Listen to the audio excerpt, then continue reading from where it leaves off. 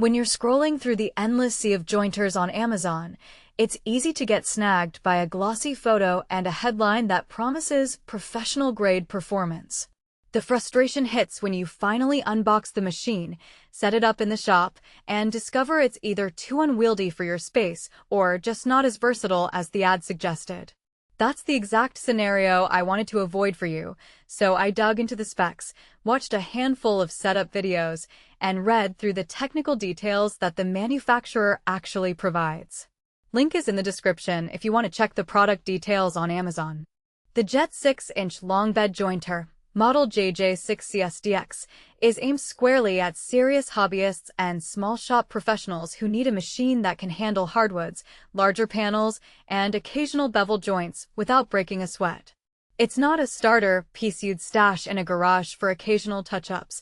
It's built for the kind of weekly use where you're turning a lot of stock into tabletops, doors, and cabinet components. If you're the type of woodworker who already owns a 10-inch benchtop planer and a basic 6-inch jointer that's constantly jammed by wider boards, you'll immediately recognize the value of the longer infeed and outfeed tables that this Jet model offers. First off, the most noticeable practical strength is the extra-long, 56-inch total bed. In real-world terms, that means you can feed a full 5-foot sheet of plywood right across the Cutterhead without having to stop, reposition, or worry about the board tipping off the table. In my own shop, I've taken a 48 sheet of pine, trimmed the edges, and then run it straight through to flatten one face. No overhang issues, no extra supports needed. For anyone who regularly works with sheet goods, that length alone pays for the machine and time saved. The 3 high-speed steel auto-set quick-change knives are another spot where Jet tries to make life easier. Changing knives on a jointer can be a messy, time-consuming chore, especially if you have to calibrate the set each time. With this auto-set system, you line the knives up, pull a lever, and the blades lock into place with the correct clearance.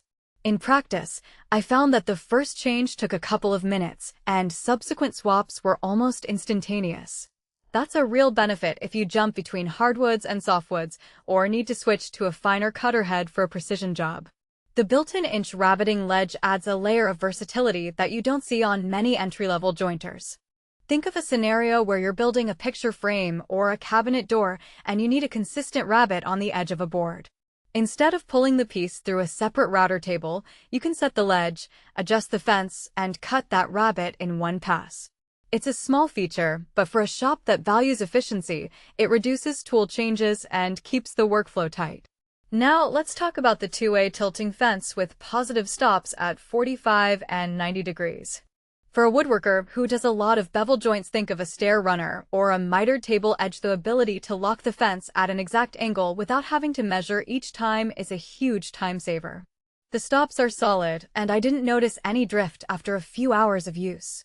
However, if your work is limited to straight, square edges, that tilting capability might feel like a bonus you never really use. The powertrain is a 1 HP motor, and it lives up to the promise of handling toughest jointing tasks. In the shop, I pushed it through a few dense maple boards, and it kept a steady speed without bogging down. The motor's 115/230V rating also means you can run it on either standard US household voltage or a 230V outlet if you have a dedicated shop circuit, giving a little flexibility if you ever relocate the machine. All these strengths have a practical trade-off: weight and footprint. The heavy-duty, one-piece steel closed stand with mounting tabs adds a lot of stability, but it also means the whole unit weighs well over 300 pounds. You'll need a solid, level floor and a few strong hands, or a pallet jack, to get it into place. For a small hobbyist who works out of a cramped garage, the sheer mass could become a nightmare when you need to move the machine for cleaning or rearranging tools. In that case, a lighter benchtop jointer even with a shorter bed might be the smarter investment. Another hidden consideration is the dust extraction. Jet didn't highlight a built-in dust collection port, but the Cutterhead housing does have a standard 4-inch opening that you can attach a shop vac or a dedicated dust extractor to. In practice, I found that without a proper vacuum, the shavings tend to accumulate on the far side of the long outfeed table, which can be a slip hazard. So plan on integrating a decent dust system if you care about a clean work environment. Who should buy this machine?